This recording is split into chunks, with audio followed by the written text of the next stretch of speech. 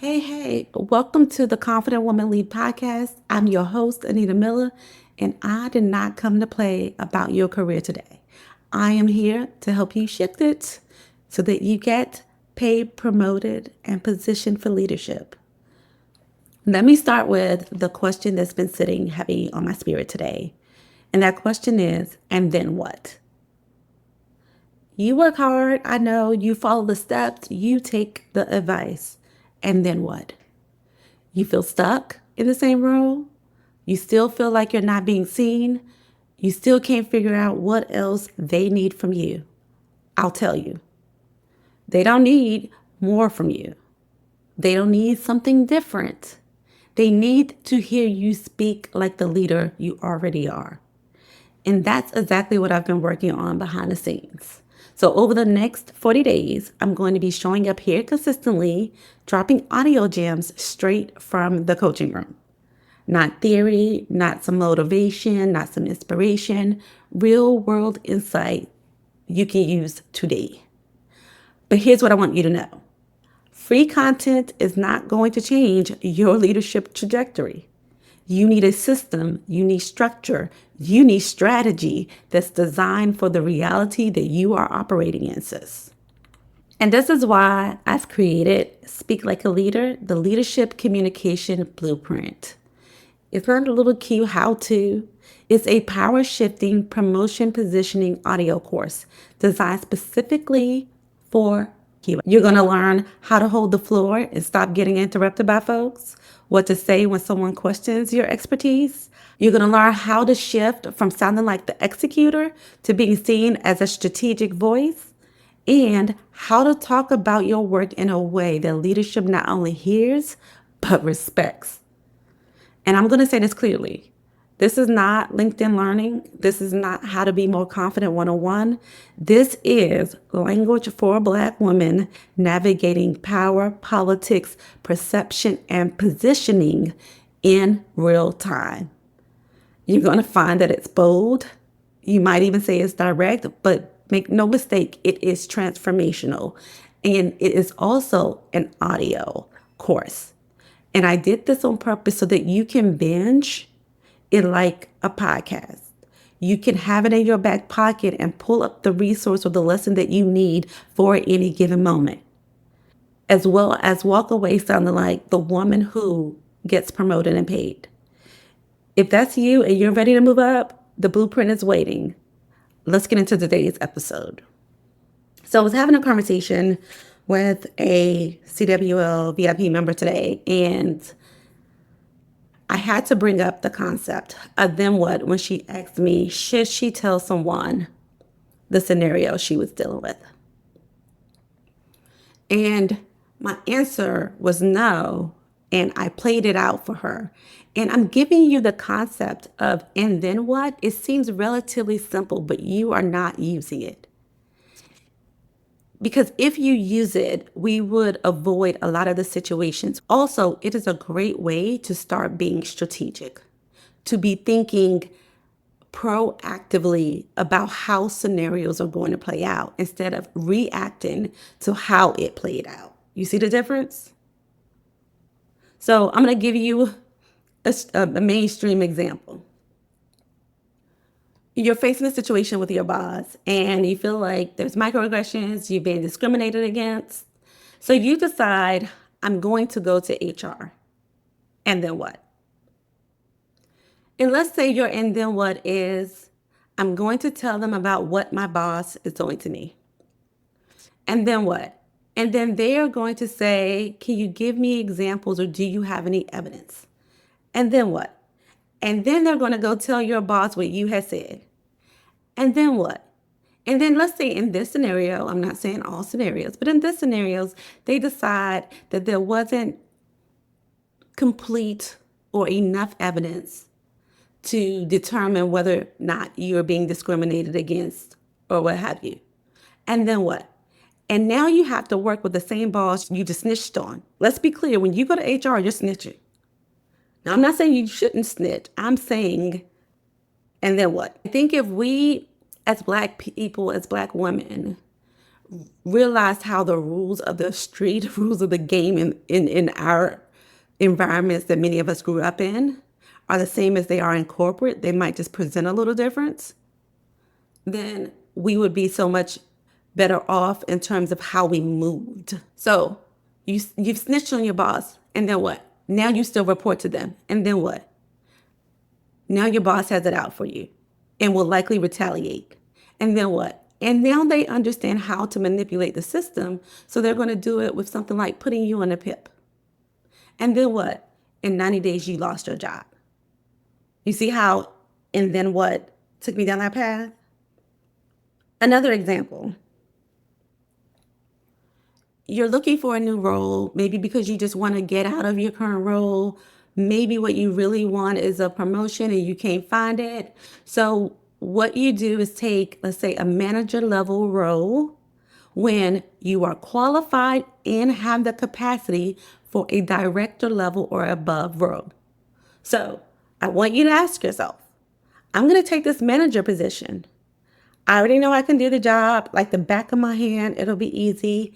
And then what? What's going to happen? I'm going to get on this job and be boxed in. And then what? I'm going to take on more work for my boss, for other people, in order to fill the void that I feel because this work is so easy. Or I don't want to use the word dumb, but you have surpassed that level of work, right? So what happens is we find ourselves taking on work that's likely above your current pay grade.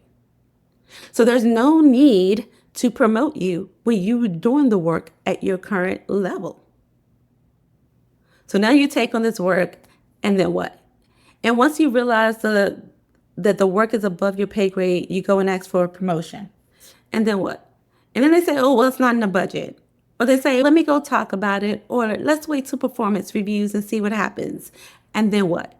And then you're disappointed and frustrated because they keep pushing it off. But yet you are still doing the work. Let's play that out a couple different ways. You are a manager and you want to be a director. But let's say someone convinces you that you should just take a lateral move. But you already have been in a manager role for numerous years. And so your ability to manage is well-rounded. Again, you have the qualifications and capacity to operate at the next level. And maybe they've convinced you because your confidence is a little shaken.